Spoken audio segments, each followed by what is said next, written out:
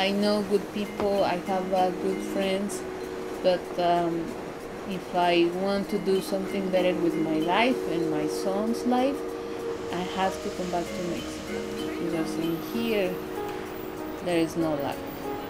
And the most important is because I want to come back to school, and I cannot do it here because I'm illegal.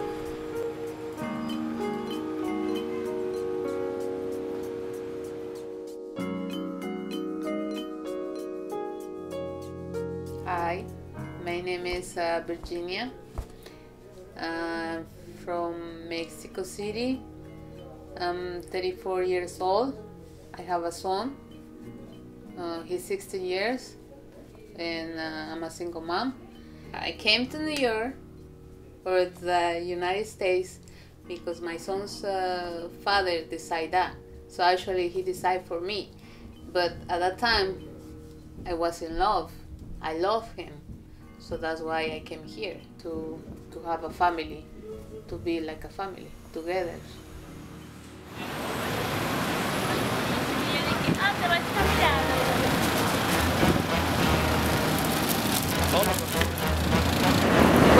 When you are new in New York, the first thing that or the first place that you met is Roosevelt Avenue.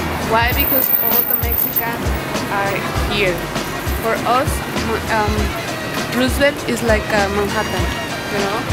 Wow, Roosevelt Avenue. Everybody walks in this street.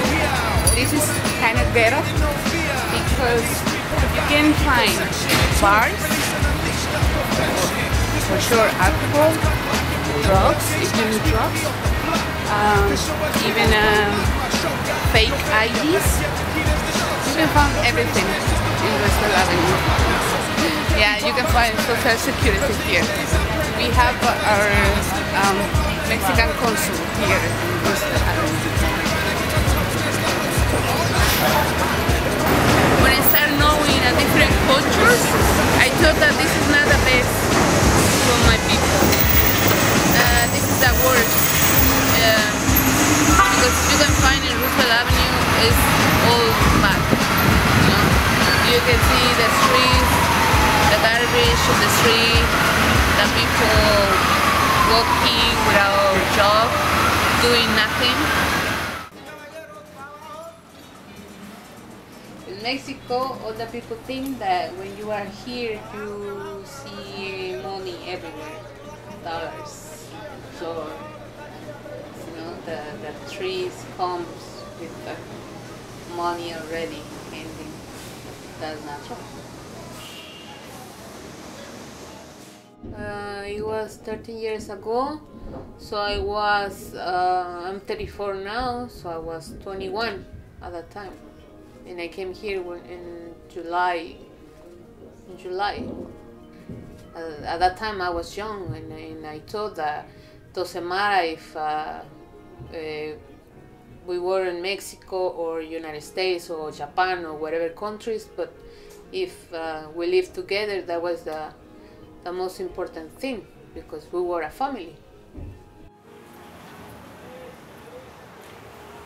The mom of my son's father, she told me to leave my son in Mexico, like to don't bring him here. And I told her that I could never do that.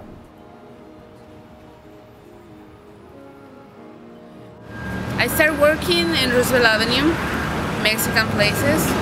Those were my first work in New York. And at that time I didn't have friends, but then after a few months I started meeting people. So then we go out to have fun, have a drinks, to dance. That was fun for me. It was something new because I never did it before, even in Mexico.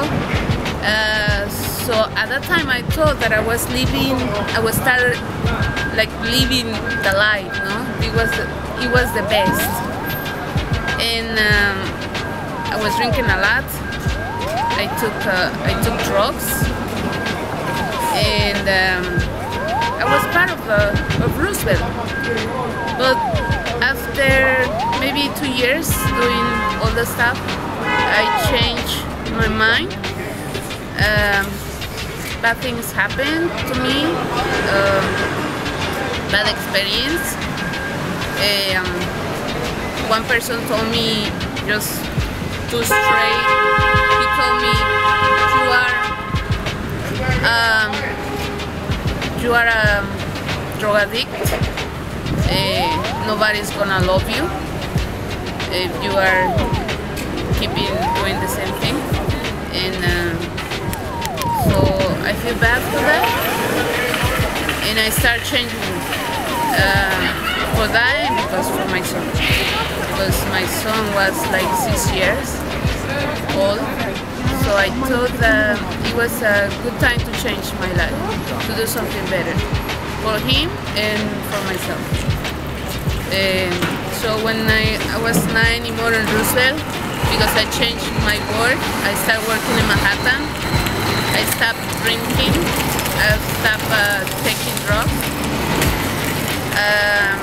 and I started doing exercise. I started doing Taekwondo. So then I changed my life. I was doing school, English school, and in Manhattan I started working as a busker, helping the waiters. You know, that's a hard job. But when I started working in Manhattan, one girl that it was supposedly she was my friend.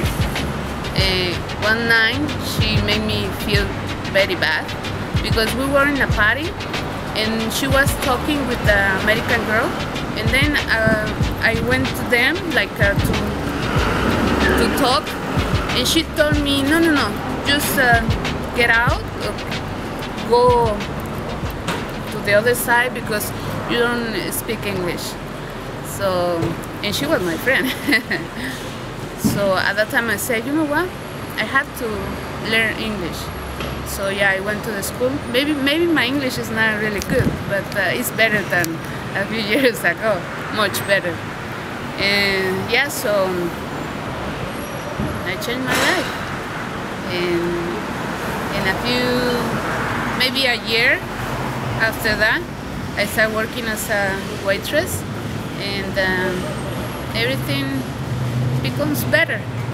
And in that way, when I was like in a different atmospheres, like in a different environment, I saw the difference. You know, like this is not the life that I want for my son and for me.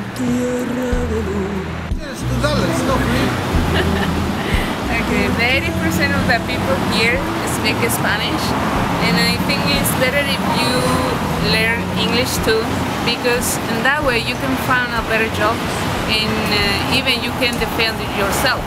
Sometimes the people tell you bad things in English and you don't even know what they're saying, or you just keep quiet because you don't speak English, or for the school or for the hospital, or you know, your necessities. So I think it's better if the people speak English, in Spanish too.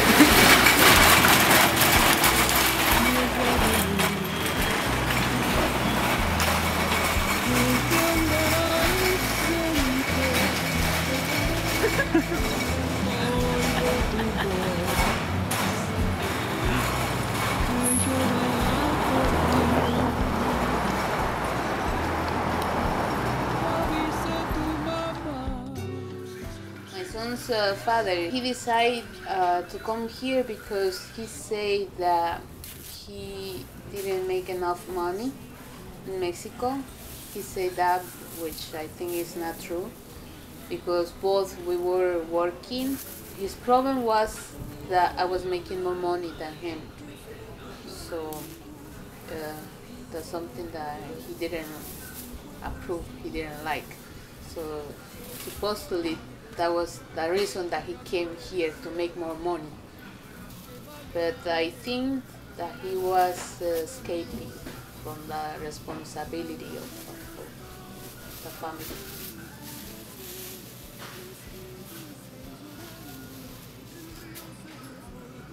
In Mexico, I was working in a factory. I was making good money, but I had to get up 6 a.m. in the morning and work with paint and chemics, which is not good for your body because I was breathing everything. So my mom told me to stop working and at that time my son's father came to the United States, so anyway I had to stop working in the factory because I had not too much time to care of my son. I didn't try to apply for a visa because it was not on my mind to go to another country. Mexico was a good country for me. It was enough. I have all my family over there. The thing is, in Mexico, to have a visa is a little complicated because you need to have money in the bank, and then you have to pay money for that, and after that you have to be lucky to get a visa. My son's father, he came here alone by himself. He came first. He stayed here for 1 year, and then I start asking him to come back to Mexico. He didn't want to come back to Mexico, so he preferred to take us here with him. He was a person who found the guy that was going to make us cross the border. He paid 1,800 at the time, but this is 13 years ago. Right now, I'm not sure how much they pay. I think they paid like 2,000 for a person right now.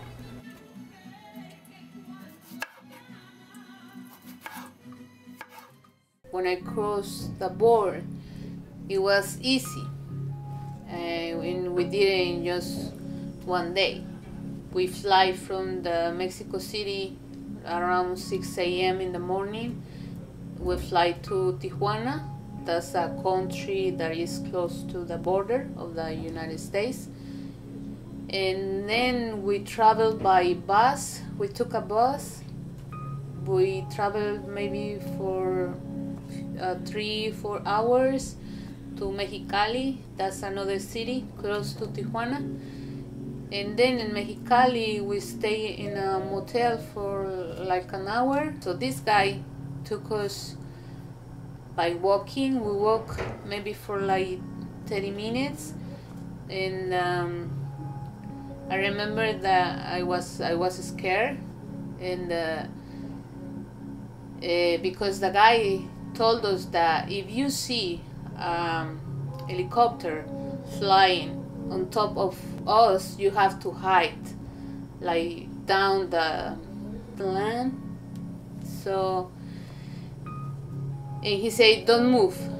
If whatever you hear around you, don't move. Just don't move. So then, when we were walking, we saw an helicopter flying, but it was a little far from us. We saw a police car too, because we could see the lights of the car. So yeah, I was afraid at that time. My son, he was too little. He was 3 years, so he didn't. I don't even know if he remembered something about that day. My grandma told me, if you saw or if you think that they're going to catch you, ask to God to make the people blind. They cannot able to see you. I believe in God and La Virgen de Guadalupe, so yeah, I think it was they helped us to cross.